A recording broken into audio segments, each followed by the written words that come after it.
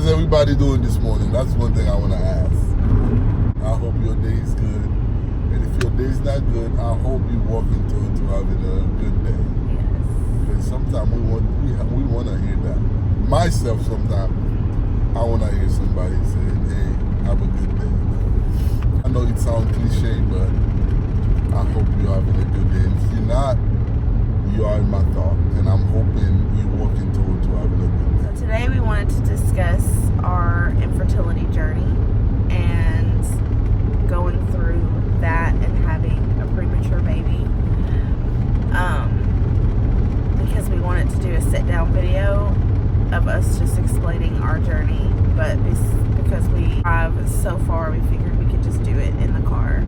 So our infertility journey began. It was late 2014. We waited until we got married to start having kids, and I always knew that there was a possibility that there was something wrong. I had a lot of issues when I was 16 with cysts, and my periods were always out of whack. I didn't really know until I started trying. I went to my doctor and I just explained to her like everything that I was dealing with, and she said that it sounds like you might have endometriosis, which is, I feel like, common with everybody.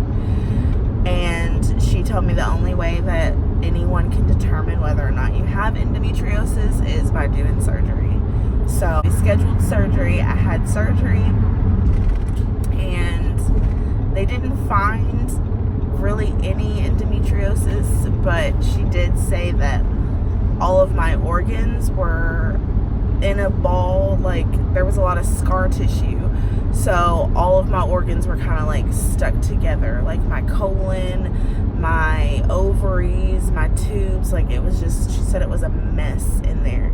So she had to like get rid of all of the scar tissue and kind of place everything back in its original spot, which I thought was weird that I even had scar tissue, because that was the first time I ever had surgery. So I don't know where the scar tissue came from. She never explained it. But she was concerned about one of my fallopian tubes being damaged, but she had cleared both of them out because she said that they were clogged. She told me to come back in 6 months, and if I wasn't pregnant in 6 months, then she would send me to a fertility doctor. So 6 months go by and we're not pregnant. So I go back to her and she sends us to a fertility clinic. We go see Dr. Griffin, and he does a bunch of tests dealing with sperm count, and he does a lot of blood work for me. He did an HSG test, which is where they go in to check to see if your tubes are clogged or open, and he did that and determined that my tubes were clogged. So at that moment, at that time, he wanted to go in and take both of my fallopian tubes, because I had just had surgery like almost 6 months to a year ago, and within that time my tubes had already clogged back up. So he basically said it was pointless for me to have them. But in all of that, we dealt with male infertility, because Zeke, they did a sperm count on Zeke, and his sperm count was very low. Very low. So during that time, we were seeing a urologist in Louisville, Kentucky, for him to see if there was a possibility, or to see what they could do to get him his count up, because we went through, before we went through IVF, we did 2 rounds of IUI, but that was after we had went to the urologist, and they had put Zeke on some medication to help, and he was on that for like, what, 6 months? 6 months. And then we went back to Dr. Griffin's office, and they did another sperm count, and everything had increased. So he said it was a good chance that maybe we could just try to do IUI. This was before he knew that my tubes were clogged, before he did the HSG test. I got ahead of myself. So we did 2 rounds of IUI, and they did not work at all. And then that's when he did the HSG test and determined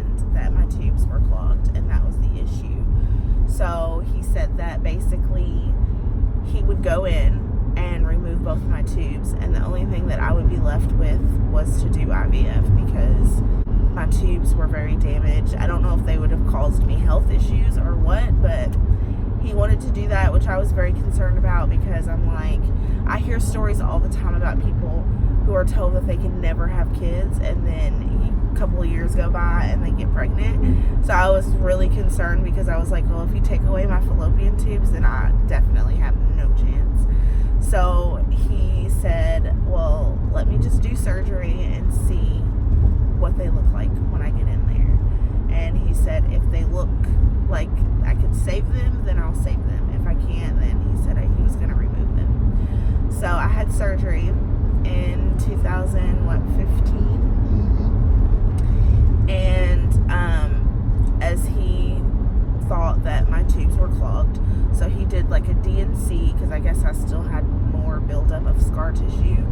So he did a DNC and he removed one of my fallopian tubes, which was the same one that my original doctor said was concerned about and said that was damaged.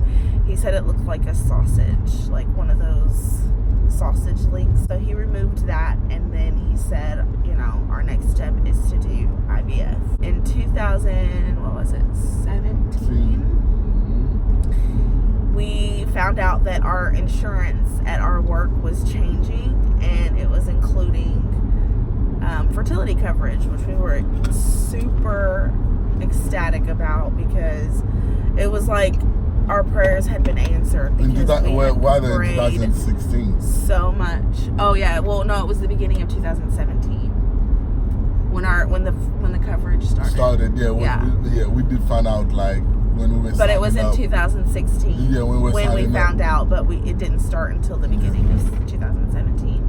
And yeah, because we had prayed about it so hard, and it was like that was our prayers being answered. Yes. Because we knew that at that moment we would be able to, even if we had to pay out of pocket, we knew that at least we had coverage that would help us pay for it. So, I mean, as soon as I found out that, I called our fertility clinic and I was like, I need to schedule an appointment for whatever date you have at the beginning of 2017. So they scheduled me an appointment. We went in, we talked to our doctor, and they kind of went over everything. Your body goes through so much when you're doing IVF. And it's like emotionally, physically, like it's so much. And I wasn't prepared for any of that. I don't want to cut you off, babe, but I also want to say Jenny sacrificed her body for us to have a child. It's like she went, before we even had the child, she went through two different surgeries, countless amount of freaking HSGs, which she told me that was very painful. Uncomfortable and painful.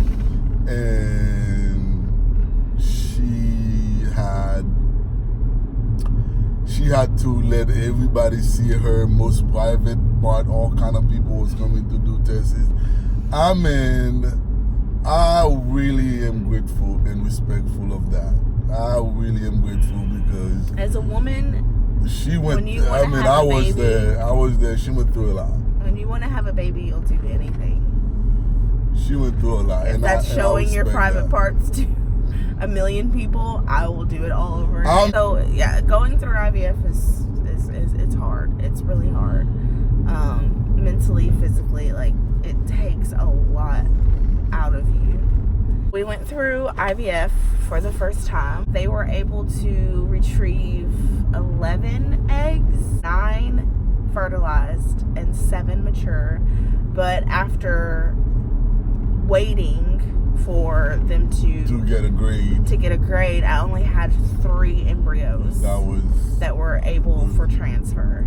We did a fresh transfer. My test day comes and they finally called me and told me that I was not pregnant, and I just cried on the phone with the nurse. So we met with Dr. Griffin again, and he kind of explained that sometimes they pick the wrong embryos. We scheduled to do an FET, which is frozen embryo transfer, and he told me that the outcome of frozen embryo transfers are more higher than doing a fresh transfer. Yeah, I remember. So I was really excited about hearing that. So we scheduled a transfer date, because doing frozen embryo transfer is a lot more, it's less stressful than doing a fresh.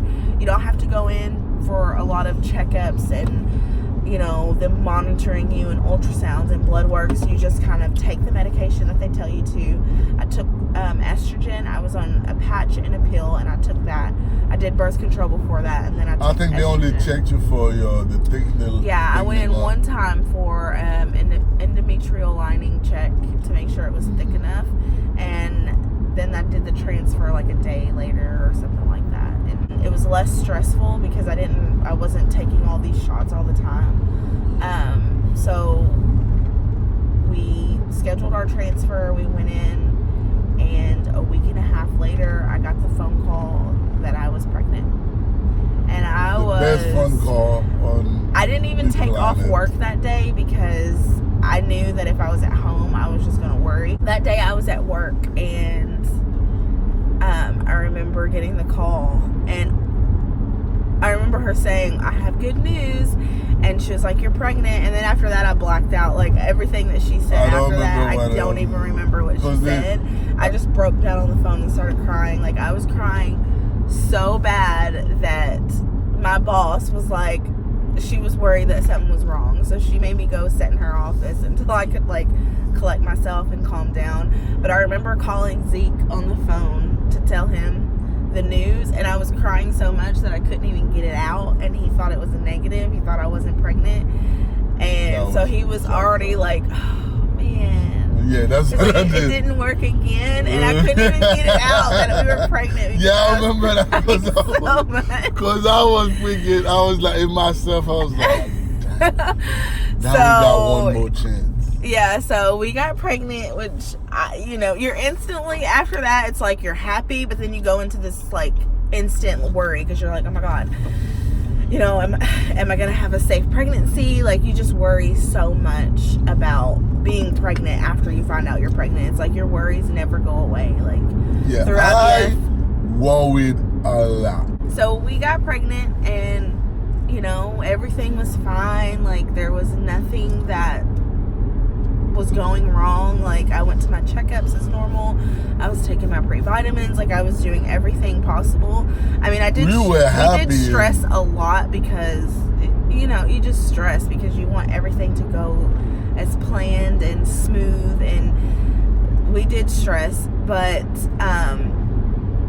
even when I went to my, 20-week anatomy scan, everything was great. There was nothing to be concerned about. 24 weeks, I started feeling a lot of pressure. Well, I don't know if this is TMI, but I started discharging a lot, like a mucusy, like really just, it didn't seem normal. And I think I had even researched, and it was talking about preterm labor. And at that time, I started feeling like my back started cramping really bad. I started feeling a lot of pressure, in the my abdominal area and in my vaginal area. I just felt like a lot of pressure when I walked, and it just didn't feel normal to me. And so I called my doctor's office, and I spoke with one of the nurses, and I told them everything that I was experiencing. They were like, "Oh, it's normal for you to feel this. Usually this is when you would start having Braxton Hicks contractions." 2 days later, after I made that phone call, my water broke at 6 o'clock in the morning. While I was getting ready for work, I was brushing my teeth, and I gagged on the toothbrush, and all I felt was water pouring out of me. Zeke happened to walk by the bathroom, and I was looking at him, and he was like, "Did your water break?" And I was just like, "I don't know." Because the night before, I was laying on the bed and see my stomach moving from where Noelle was kicking my stomach. While that night, she had kicked me so hard, and it felt like she kicked me downwards, and I felt this huge pain, and I screamed out, which he was in the shower at the time, and I screamed out, that's how bad it was. So I don't really know what happened, but the next day my water broke. We rushed to the emergency room, and they took me back into like their emergency like labor and delivery room. And then I heard the nurses talking like outside of my room, and they were like, oh my god, her water broke. They were like, we need to get her into labor and delivery right now. And so they rushed me over to labor and delivery. They hooked me up to the machine to check. As soon as they put the monitor on me, I heard her heartbeat, and I just took the biggest breath of my life. And I had called Zeke on the phone because we had my nephew with us, and he couldn't come back with my nephew. So he was in the waiting room waiting for someone to come get him. So I called him on my phone, and I was like, they found a heartbeat. And they were telling me, you know, that they were giving me all kinds of medicine. You know, if she was to come, it would help with her development. They told me that our hospital here was not equipped to take care of a preemie baby born earlier than 27 weeks. And I was 24 at the time. So I had to be transferred to another hospital in Louisville, which is like 2.5 hours away from where we live. So that way, if she was to be born within any time, that they would be able to take care of her. I sat in the hospital for 2 weeks before she actually was born. She was born at 26 weeks, and she weighed 1 pound 9 ounces. They had to do emergency C-section, which was the worst because the epidural was not working for me, and I was feeling everything. Yeah, it was the worst experience of my life. That's a whole nother story. Yeah, but I do not wish that on my I hope if I ever have another child that I'm able to have them vaginally. It was just me and Jenny. Yeah, we didn't. Our family could not make it, so it was just me and Jenny going through that alone. Yeah, we were by ourselves, and I had poor Zeke was, because after she was born, he was like, do I stay with my wife, or do I go with my kid and make sure everything's okay with her? So I mean, I'm sure it was hard for him to be by himself in that moment, because when I was laying on the table waiting for them to like sew me back up, I was out of it. Like, I was puking everywhere because they kept having to like pump me with like medicine to keep me numb, because it kept wearing off like every 5 seconds, it felt like. So I was out of, I mean, they didn't give me like any pain medicine to make me like droggy or anything, but I was out of it. I was falling asleep. I was waking up screaming because I was in pain. It was awful. It was the most scariest time, because the doctor was coming in telling us that they didn't know if Noelle was gonna make it, and that we needed to start thinking about our options and all of this stuff. Now we buke that option in the name of Jesus. It was awful. She spent 9 weeks in the NICU before I was able to take her home. The first few weeks was a roller coaster. I'll insert videos and pictures and all that stuff, you know, so you guys can see what we experienced. And when we finally got to take her home, yeah, Lord, she just took off from there. Yeah, now she's she's wild. She's she's wild. She is our miracle baby for sure. Yes, and miracle. God give us a miracle. Every day in my life, I take time to thank God. When I look at Noelle, I take time to thank God. I'm like, only God could do such amazing things, you know. But yes, we did get a miracle, and I love it. I enjoy it every day. I love my baby so much. Whenever I see her, sometime literally I almost feel like crying. Because she went through so much. Like, I feel like I'm about to cry now. And she's a trooper. Like, she went through so much at just an early age she did in her life, and I think she's like the strongest person that I know. Yeah, she's a strong baby. She's strong. She took it all. But we're right there. Sometimes I would I wish I could just take the pain for her. I just wish it was me and it was not her. But guess what? The only person that could do that for us is Jesus. We're not Jesus. The only person that could take our pain for us was Jesus. So it's a great miracle. Now to look where we at now, Yeah. Versus back then. Ooh. It is great. Some people, it is easy to have babies, but for the one of us who can't, it is not easy at all for it. Because there's a lot of us. That's the thing. Until me and Jenny started going through that situation, yeah, we did not know. We met a lot of people, a lot of friends that we made through having, even just through IVF and like having a premature baby. We met so many awesome people, and I know that there's so many people out there that are still dealing with infertility or even having a premature baby. So I pray for everybody. Yes, I do. And I know what it's like to go through that. Yeah. You're not alone. You are not alone. People who are having trouble, who's not successful yet, hang in there. Yeah. Hang in there. Hang in there, okay? Because sometimes, me and Jenny, sometimes we thought about giving up. We were like, okay, if we can have kids, we're just gonna live our life, travel. That's something we like to do. That's why that was our next option. But God had better plans for us. So I tell you, keep the faith. Okay, keep the faith. Yes. Keep the faith. And we have one embryo left out of the 3. So next year we do plan on going through this all over again. And then it's the decision that if it doesn't work, do we do the whole thing over, or do we just enjoy our life with the one child that we have? I don't want Noelle to go through life by herself without any siblings. So that's what I think about. But she's wild. Those siblings are in for it. Well, hopefully you guys enjoyed this video. Zeke, just if there are any questions, you can leave them down below in the comment section. But yes, and we will answer you. I'm glad we got to talk about this and make this video, because we know that there are so many people out there dealing with this.